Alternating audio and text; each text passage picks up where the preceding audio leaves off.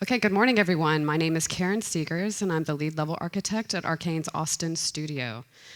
We released Prey on May 5th of last year, and we released our follow-up DLC MoonCrash on June 11th of this year. And today I'm going to talk to you about how we segued into our DLC, covering these 5 topics. So first, you got to know your game.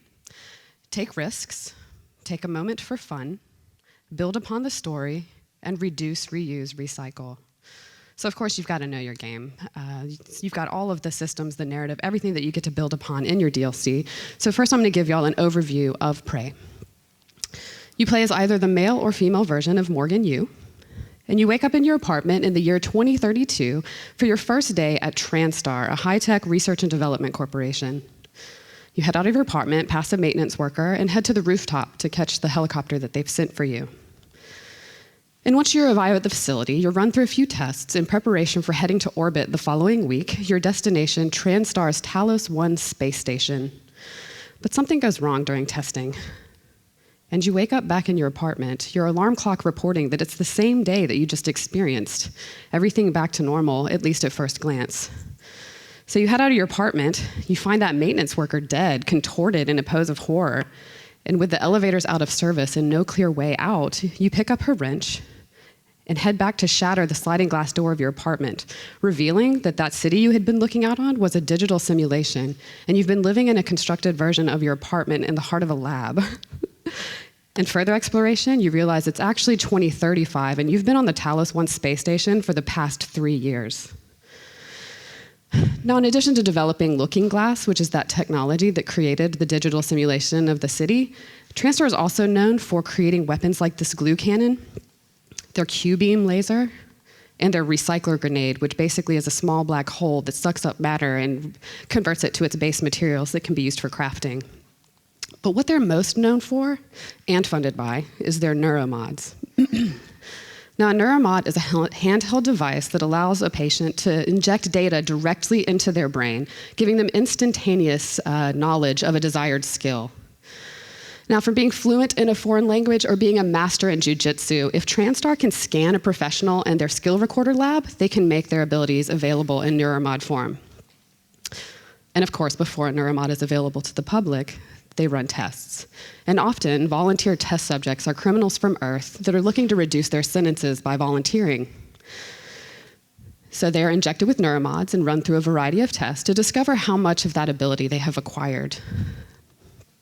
For various reasons, only a small group of scientists know how to make neuromods. And an even smaller group down in the psychotronics lab knows what that special ingredient is. And oftentimes, volunteers who thought they had completed their time and were heading back to Earth were sent down to the psychotronics lab instead.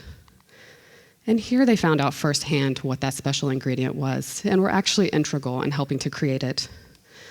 That's because they were used to feed mimics, which are one of the Typhon aliens you encounter in Prey. And it's an exotic material extracted from these mimics that is that key ingredient. And since feeding on humans causes them to multiply, volunteers are sacrificed in order to keep the supply of that exotic material up. As you can see in this graphic image that was created, one volunteer creates 4 mimics, which is about enough material for 80 neuromods. And since they're sold for $6 million apiece, one volunteer nets TranStar around $480 million. In addition to extracting that special ingredient from mimics, down in psychotronics, they also do experiments on the various Typhon aliens, and that includes making their abilities available in neuromod form. And throughout Prey, you can find and install neuromods to acquire a variety of skills, human or alien, to help you fight back the Typhon invasion and discover what happened. So that's the high-level story, but we also have a setting that we created to support this. Our setting is the Talos 1 space station. And then when we created the station, we separated it into 4 areas, each with their own architecture set and props.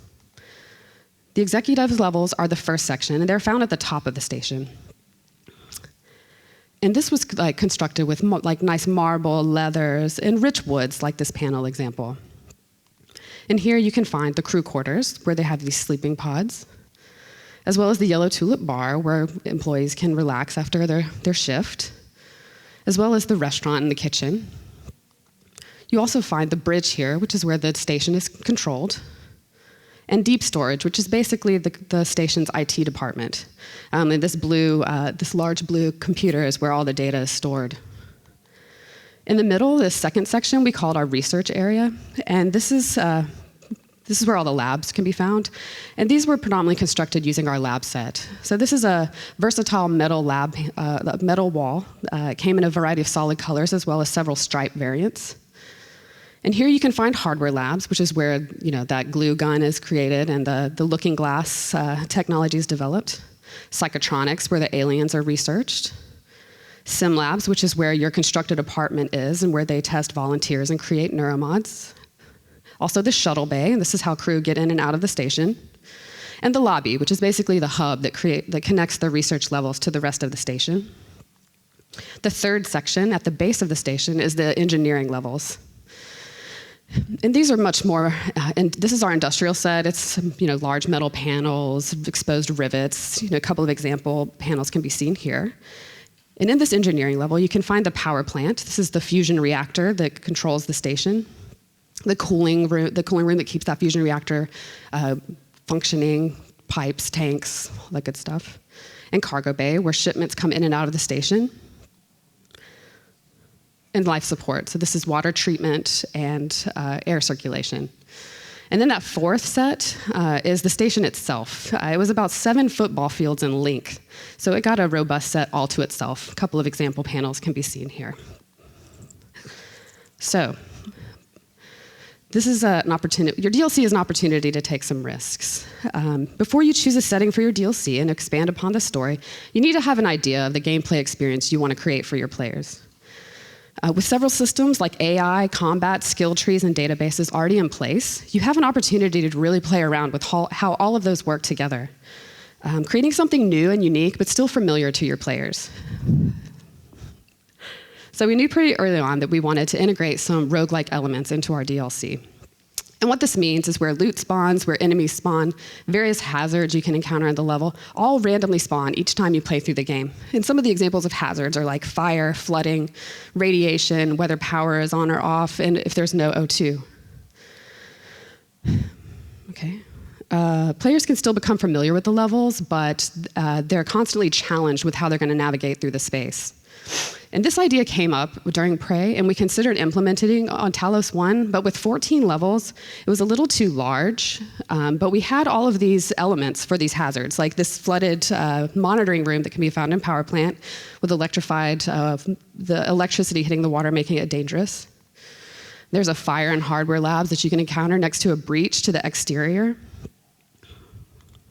And there's also this fuel and radiation leak that can be found in a storage room and cargo bay. But again, with 14 levels, it was a little too large for the players to really encounter all that randomness that we wanted the player to experience. So 3 to 5 maps was our goal. So in addition to the roguelike elements, we really wanted to push the player's usage of all of the powers and weapons that we had created. In Arkane games, players have multiple ways they can build up their character and how they can approach missions. And with all this variation and specialization, sometimes players only experience a very small section of what you've created. For example, in Prey, players can find neuromods and spend them mostly in alien skills, or they can only be purists and only level up human skills. In fact, there's an achievement for playing through the game twice, one each way. And there's also an achievement for playing through the game without ever using a neuromod. And those are very different gameplay experiences. So in order to leverage all those existing powers and weapons, we decided to create 5 characters. And they all have different skill tree loadouts, so the player has to play throughout the game. Now, this allowed our players to experience such a broader range, of everything, of all the gameplay possibilities available to them, and step out of their typical gameplay. We feel like creating these roguelike elements and these 5 unique players were risks that we took that really paid off for our players.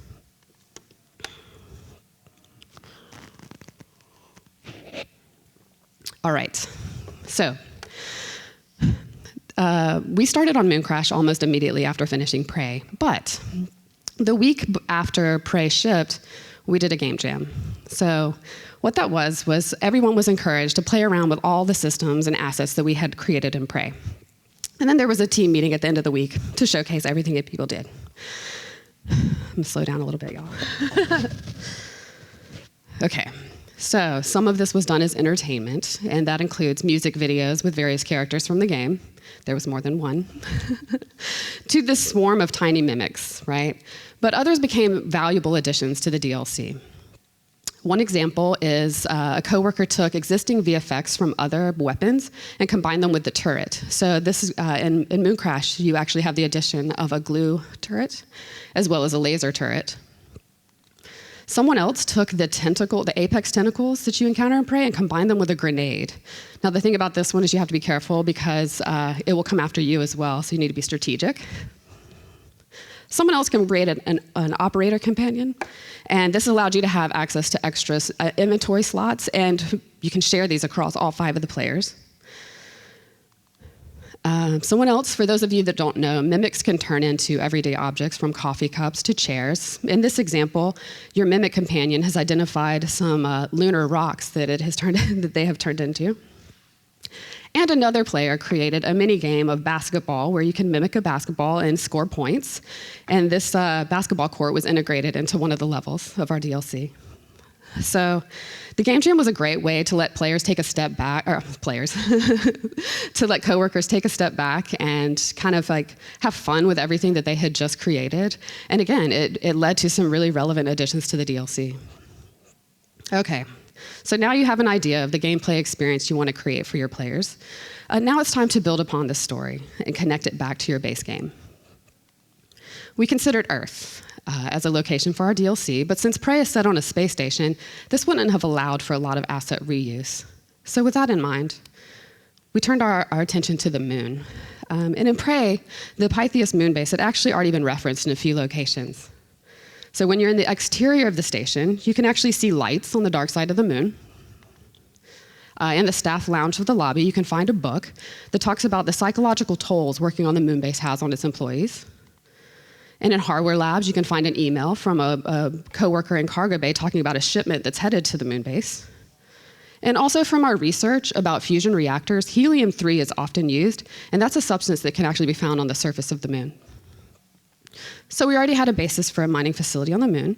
And in order to expand upon that, we envisioned a history for it and how it coincided with the timeline of Prey. In this image, which is a 3D concept created by our visual design lead, this showcased the development of the base. So first, it's just the Pythias crater.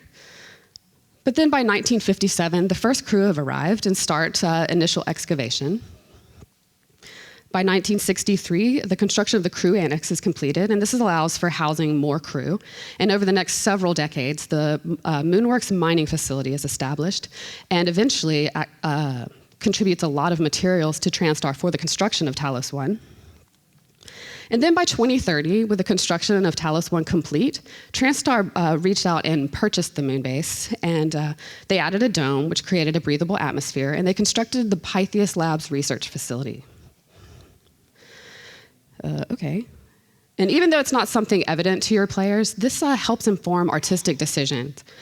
And a couple of examples of this are like these old newspaper articles and propaganda posters that can be found around the station that talk about how this mining facility did help with the construction of Talos. You can also see this old airlock where employees used to suit up to go into the crater, mostly used before the dome was added. And on the other side of that is a decontamination passage, which also, again, mostly necessary before there was a breathable atmosphere. And then by 2035, when our game takes place, Transtar has expanded their research of Typhon and neuromods into this Pythias Labs research facility. Now, human test subjects are being injected with neuromods and released into the crater, which is functioning basically like a lunar coliseum. Aliens released behind them, scientists observing from this command center in the center. Now, on a satellite stationed above the moon base is Peter, a hacker who works for a rival tech company named Chasma. Now, he's indebted to Chasma and is working off his debt by intercepting transmissions going between the Pythias facility and Transtar, until one day everything goes dark. But luckily for Chasma, they intercepted an operator that was being sent from the Pythias facility up to Talos 1 that had a backup of all the events that led to the downfall of the moon base. So Chasma's ship docks with Peter's satellite, and delivers an operator, as well as a neural device that allows him to enter a simulation. And in this simulation, he has access to the memory of 5 players. So here's where we introduce our 5 characters. And he must play through as each of them to discover what happened and gather any additional information he can for Chasma. Now, each time Peter dies in the simulation, it's reset. And this is where we introduce our roguelike elements. Dying is a part of the game. It's going to happen. So this is where we're able to respawn all the loot, where the enemies are, the various hazards. And so the backstories of all these characters were written to explain why they have such different skill tree loadouts. And the first character you can play as is Andreas, and he's a test subject. And being a test subject, he's pretty weak, but he has access to a few alien abilities. Joan Winslow is an engineer from the station, and as an engineer, her powers are based around being an engineer, like repairing broken equipment. She can summon a turret, and then she also has some of the alien abilities, but they're also associated to her being an engineer, like electrostatic burst and machine mind, which allows her to control electronic enemies for a short period of time. And Riley Yu, she's the cousin of Morgan Yu, who you play in Prey. Also a scientist, she is the head of the Pythias Labs research facility. And her human abilities include things like stealth, and she has an alien ability similar to the engineer's machine mind, but hers allows her to control biological enemies for a short period. VJ is one of the security guards, and he can only upgrade human abilities, but those human abilities, again, are themed towards being a security guard, so he has leverage. He can pick up heavy objects. He has combat focus, which slows time temporarily to allow precision shots. He can also upgrade stamina, health, and mobility. So Claire Whitten is initially believed to be a janitor, but it's revealed pretty early on that she's a Chasma spy. So her upgradable abilities include things like hacking, sneak attack, and stealth, and she also has access to a few alien abilities like remote manipulation and phantom shift. Now, while Peter is in the simulation, he has 20 objectives from Chasma to complete, and they range from finding chipsets and fabrication plans, unlocking the characters, things like that, but the main objective is escaping off the moon. And the hardest one is escaping off with all 5 characters in a single simulation run. So in order to support this, we created 5 escapes. Now you can use an escape pod, you can escape in the shuttle, you can launch yourself in a crate from the mining facility. You can pass through a mimic wormhole, and you can upload your brain to the database. Okay, so this is where reduce, reuse, recycle comes into play. Because now it's time to make the game. Now that you have the story connection, and so in addition to continuing the space theme, since TranStar took over the base, we were able to reuse a lot of their branding and technology. But what reduce, reuse, recycle, when applied to create a D-Cell, means new artists focused on what is necessary to create your new setting. Reuse means reuse as much as what you already have as possible. And recycle means kit bashing, creating texture variants or taking existing assets and changing them up to create new pieces that work in different ways. So when it came to characters, actually, I'm sorry, I'm going to talk to you about this in 3 categories. It's characters and weapons, levels, and gameplay. So for characters, those 5 new characters got brand new heads. But, sorry, guys. So Riley was put in the same suit as Morgan, the female version of Morgan from Prey. So this is where some reuse comes into play. So 5 new heads, but we reused suits from the game. The TranStar had some branded uniforms for all of the employees on TranStar 1. So as you can see, here's the lineup of those. And with that in mind, VJ, the security guard, was put in the blue security uniform, and Joan, the engineer, was put into the engineering suit. And Andreas was put into the volunteer uniform from Prey. Now, Joan, who's initially believed to be a janitor, is put into that maintenance worker's uniform that you see in the hallway of your apartment. But once she's revealed as a spy, she's put into a variant of a character from Prey named Doll. But where his suit is on the, I think that's y'all's left, it is a black and red variant was created. And for Peter, Morgan's arms from the beginning of Prey were reused, but there were tattoos added to make him unique. So we also created 2 new NPCs. One was this lunar nightmare, also referred to as the moon shark. He's a blind alien that burrows under the ground and emerges where he last heard a sound. He was originally started based off of the nightmare, which was one of the larger aliens you encounter in Prey, but he was scaled down about 60%. Some rock-like forms were added to his back, and he got new animation and VFX. We also created this harvester, which mines the helium-3. The model is new, but it reused the technology of that recycler grenade, so those VFX and systems were reused. We also created a new weapon called the Psychostatic Cutter. It's also called the Psy Sword. It was a new weapon model, but it reused a lot of the wrench animations, which is one of the melee weapons that you have in Prey. It draws power from Psy, which is the energy that you use for alien powers, so it got this purple glow, which ties it back to that. Also, if you recall those new turrets that I mentioned, they reused the base model but got some new texture variants.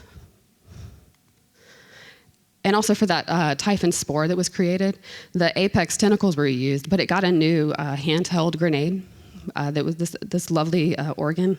In addition to that glue turret, we also created a glue grenade. Why not, right? So levels are another area that we were able to apply this reduce, reuse, recycle mentality. So just as a quick note, we originally planned to terraform the crater. And part of the testing was to see how the aliens reacted to an Earth-like environment. But we found pretty quickly that when you add plants to a crater, you really lose that identity of the crater. And that's something we wanted the players to be aware of the whole time. And pulling that, it was beneficial just for the identity of the space, but it also reduced some unique assets that were going to be needed. So, as one of the main focuses of new art was the lunar surface. And here you can see a couple of examples of a new rock set that was created. We also had to create the crater. It was created out of several individual pieces. This is an example of one of those pieces that created the ring of the crater. And this command center was a new important asset, and this gave the scientists a safe place to monitor the aliens and test subjects, so it got concepted in a completely new asset. Now, for the Moonworks mining facility, we created a new wall set that was that terraced, so it made it look like that excavated thing, and here's just a couple of examples of those wall pieces. But here in the mining facility, we were able to reuse some of the tanks from the life support water treatment, just retextured to work in the refinery. For the satellite, obviously another new important location, we took those bed pods from crew quarters and made a variant of it and built out a new modular wall piece to sell the satellite feel. And we also made the satellite look a little bit old, and to hint at Chasma's inferiority to TranStar, you can notice that there's some English written on cardboard and duct tape over some Thai writing. This was a little clue that this satellite was bought secondhand. That chair that Peter sits in to enter the simulation is a texture variant of one that can be found on the bridge of Talos 1. And also that neural device that is delivered to Peter, it's a variant of one that can be found on Talos 1 in the quarters of the scientists that developed Looking Glass. So this is a narrative connection as well as an asset reuse. For the Pytheas Labs research facility, the upper portion was mainly created out of our executive set, like the rich woods. But in this one example, this awning from Shuttle Bay was repurposed as a detail element in the lobby. But the lower portion of the Pytheas research facility was built, half of it was built out of our existing lab set, but we created a new industrial set for this area for where alien containment and volunteer housing can be found. And that Andreas, the test subject that you can play as, his cell was a reuse of an asset from Psychotronics, where they do that mimic extraction. For the crew annex facility, it was mostly built out of our lab set and exterior set, but we made new textures for it, like this teal, to help push that kind of retro feel, since this area was built a few decades before TranStar took over. We also created a couple of new carpets, like this orange and gold, again, to kind of give it that older feel. An example of kit bashing is this sculpture that can be found in the bar of Crew Annex, is a variant of one that can be found in the lobby of TranStar. Talos 1, that is. And easily, these kitchen props, the kitchen and restaurant, were repurposed to create a version in the Crew Annex. And we used the bed pods here, but they were split up into rooms of 8, and there were a variety of them. And in one way that we're able to distinguish one from another was, if you remember those suits, the color coding, we did a variant of texture for these bed pods so that when you went into the various rooms, you could help distinguish whose room was what. We also created a new monorail system, and this connected the 3 levels that circled the crater. And as a new asset, this guy got concepted, and that included developing the overhead track system. So another area that the art team supported was gameplay.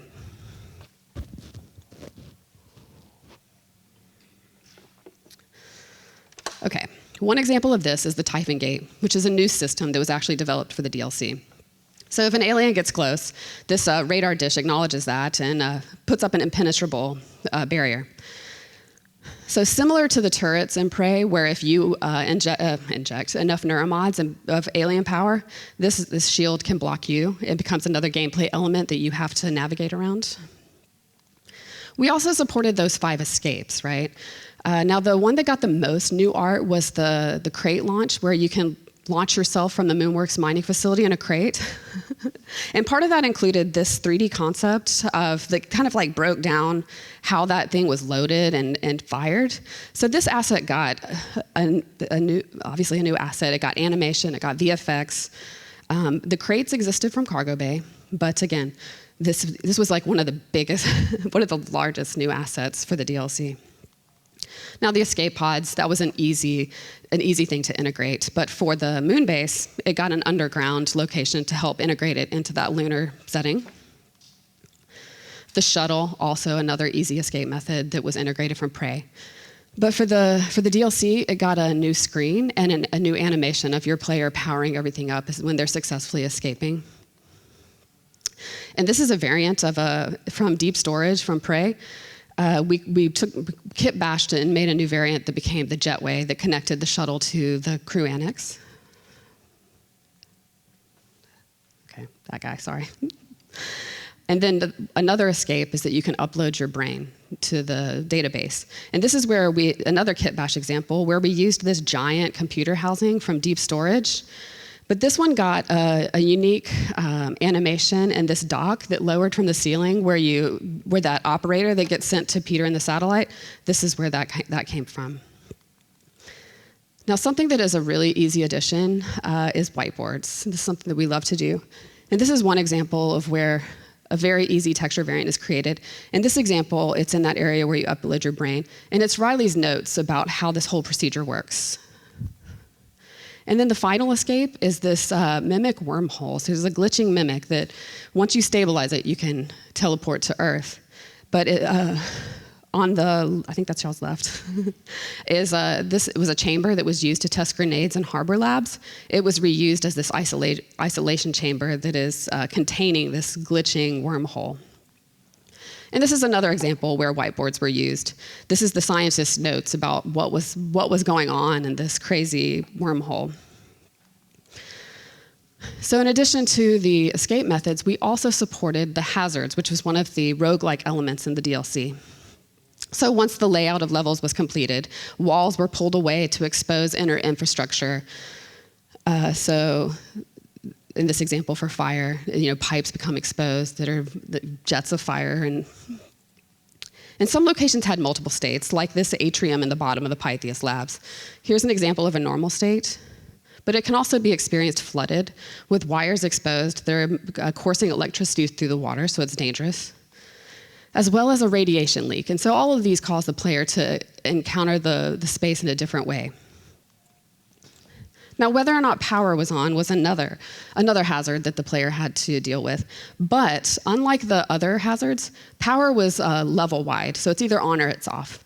And it's also one of the only ones that the player could control. So we created this power room in the base of the crater where you can take power from one level and port it to another. And what this meant is that we also did a lighting pass of power on and power off for each level. And this worked in multiple ways. So this right here in the center is a grav shaft, which is basically an elevator. So if power's off, you can't use it. But if there's flooding and there's electrified water, you can turn power off in that level, and now that's no longer a hazard for you. And here's another example of power on and then power off lighting state. So we also created a few damage state variants that you can encounter. Like this stairwell that leads up to Riley's office, you can encounter it destroyed. Now you can use your glue gun or some powers to create a path for yourself, or you can search for an alternate route up. This is another example where we had these tanks that existed from Prey. We made a damaged variant of them, and this creates a very different combat space that the player encounters. And also throughout Moonworks, there are various catwalks, and we used an existing catwalk set that had damaged states that created very, very challenging navigation routes that once easily traversable things become more difficult, and you got to search for another way out. Now, all of these are just a few examples of where we created new art, reused existing assets, and kit bashed and created new stuff. Okay, so just to summarize, part of knowing your game is playing your game, right? So as we got close to the launch of Prey, people started rolling off, right? And what a lot of them did was played through the game.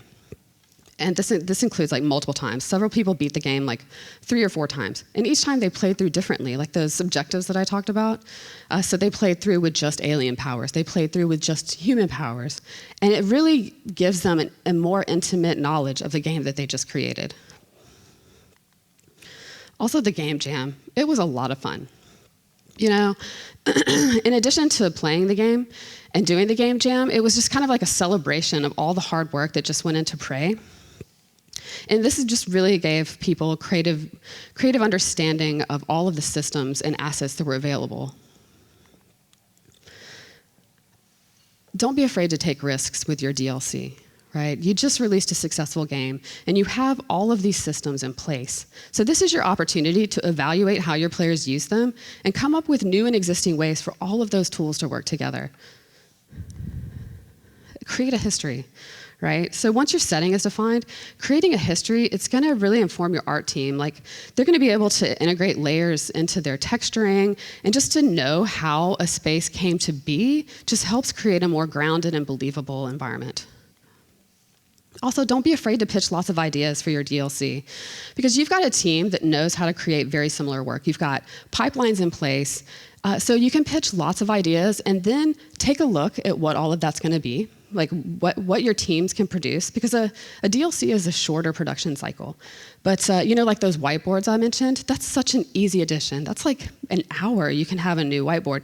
But pitching a new NPC, that involves concept, character artists, animators, riggers, AI programmers, VFX. It's a much longer timeline, but your team is going to know that, and you're going to be able to evaluate all of these ideas that you've pitched and pick the ones that are going to create the most unique that are going to be the most unique additions to your DLC.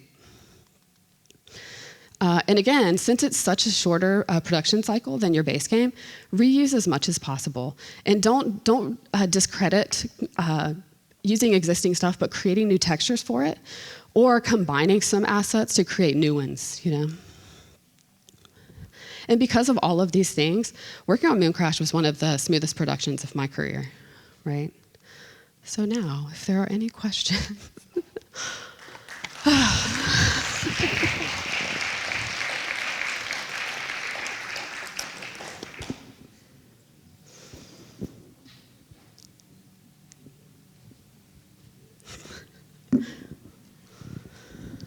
Okay, hello. Hello. So thank you for your nice presentation. And I want to ask, did the idea for a DLC to be roguelike, did it came before or already during the development, or it was deciding during the game jam?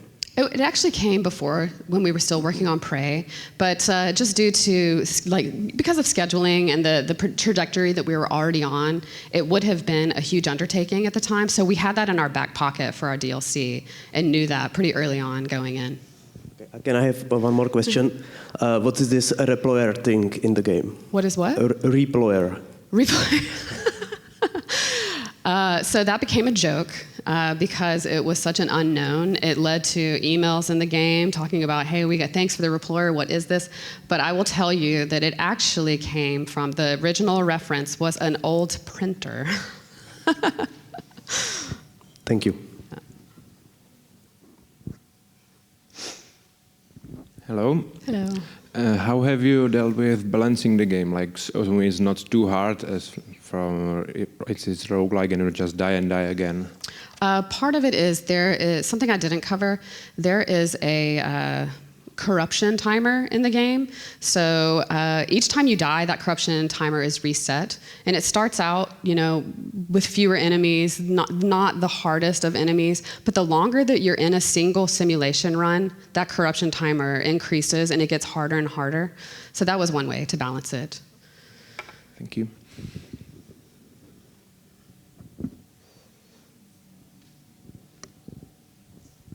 Anybody else, guys? Actually, I have a question. During the creative process, do you kind of experiment with what you have first, or do you conceptualize what else you can do and try to build upon the idea? So basically, do the DLC gameplay or level ideas come out of conceptualization or experimentation with what you have? It was a little bit of both. So the game jam was one of those areas where people were could experiment.